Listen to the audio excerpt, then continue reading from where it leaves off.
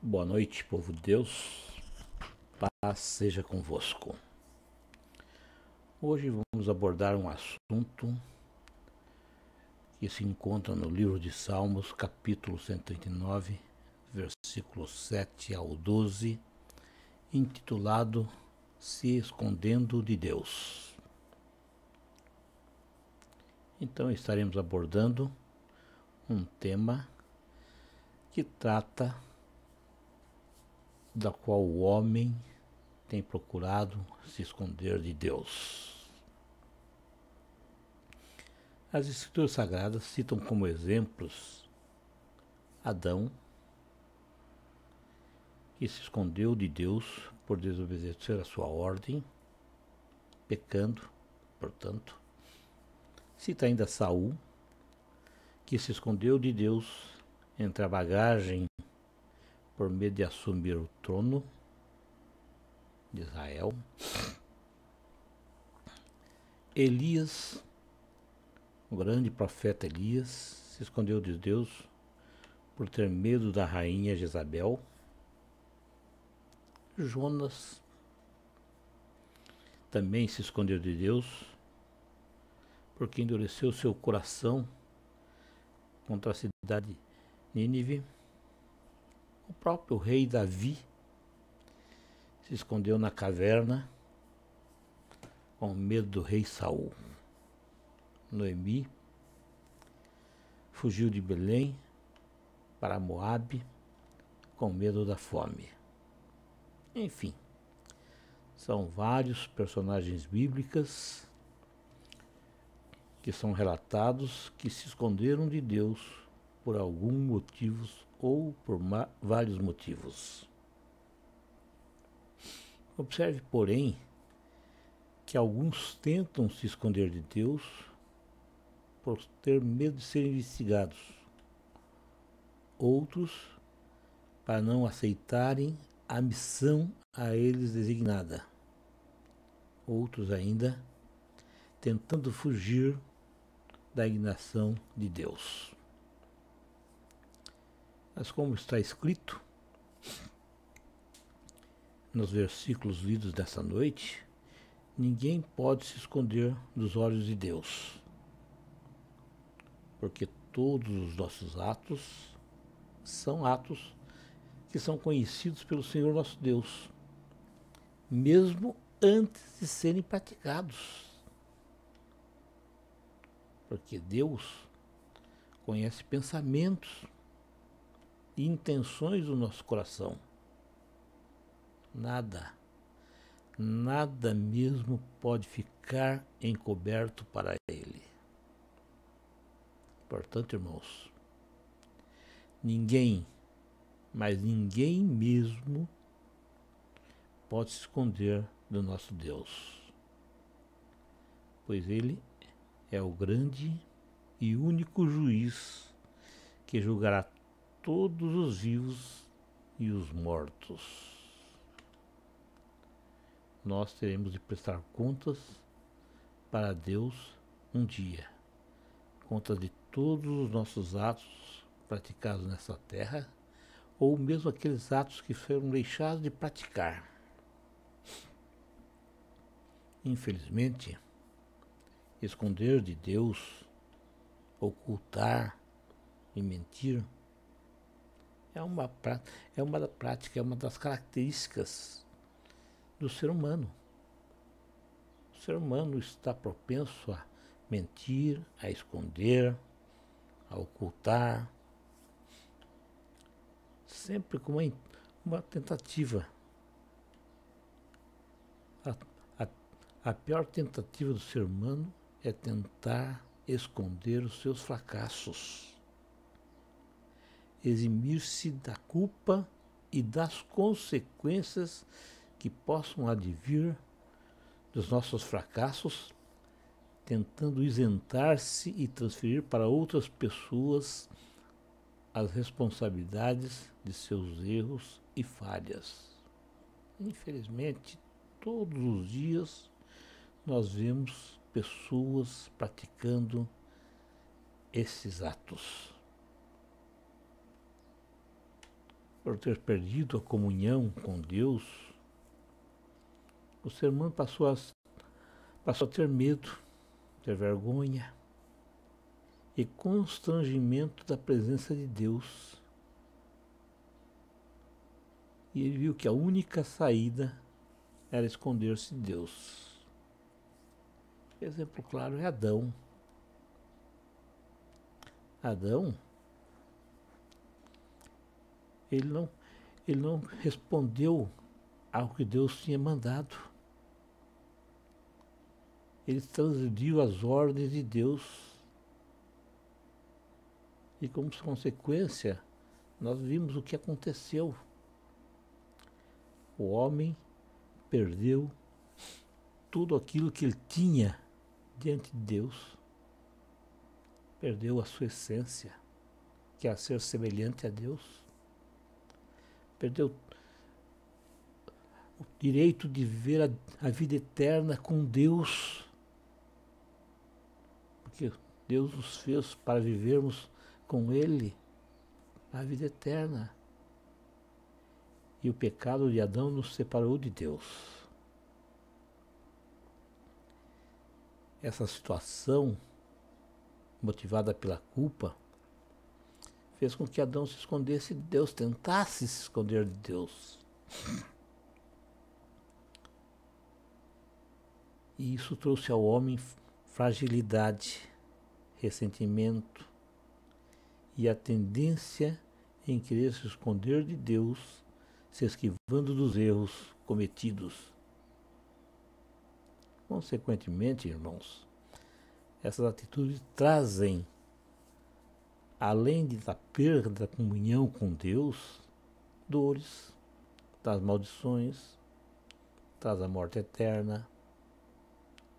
Então o homem engana-se a si mesmo, pois ninguém pode se esconder de Deus, pois Ele é o único capaz de revelar o profundo e o escondido. Mesmo diante de tal realidade, que é ser impossível se esconder de Deus, o homem muitas vezes, conscientemente, ou por indecisão, ou por legalismo, tenta se esconder de Deus e da sua graça. Sim. Ele age conscientemente quando ele se recusa em aceitar Cristo Jesus como Senhor e Salvador de sua vida. O que ocorre com as maiorias dos não cristãos. A maioria das pessoas, a maioria dos seres humanos, infelizmente não aceitaram a Cristo Jesus e se recusam a fazê-lo.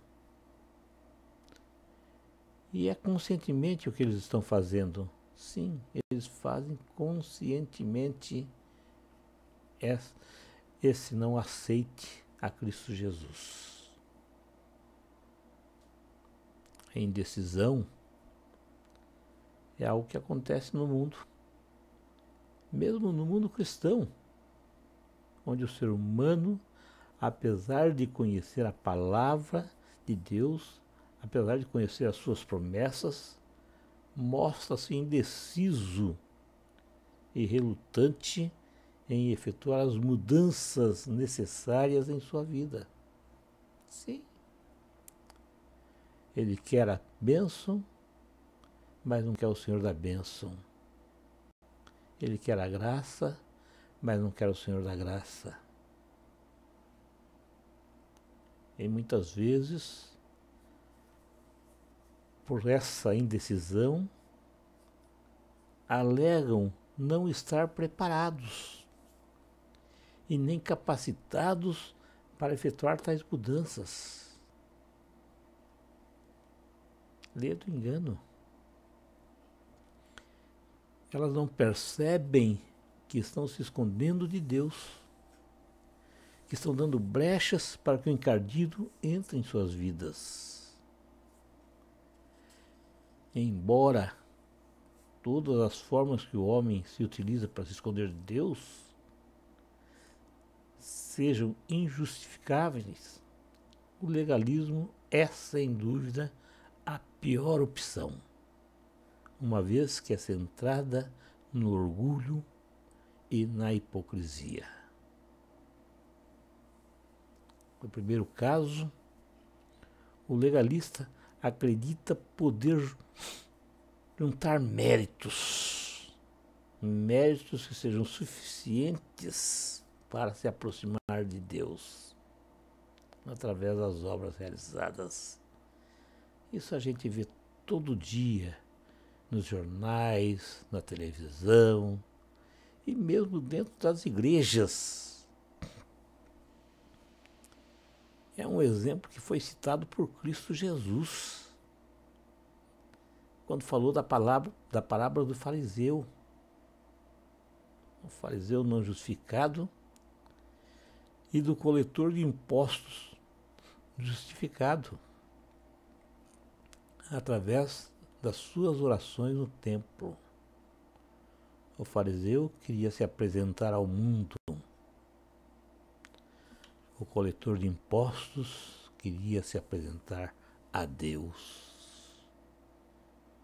Enquanto que aquele que queria louvores no mundo não foi justificado. E aquele que queria a graça de Deus, este sim foi justificado. Isso é o orgulho, irmãos. E o mundo está cheio de pessoas orgulhosas. As igrejas estão cheias de pessoas orgulhosas. Pessoas que não sabem nem onde estão o nariz e querem ser os melhores, os maiores, os bons, os desejáveis. No segundo caso, caso da hipocrisia, é muito comum também dentro das igrejas evangélicas, sim.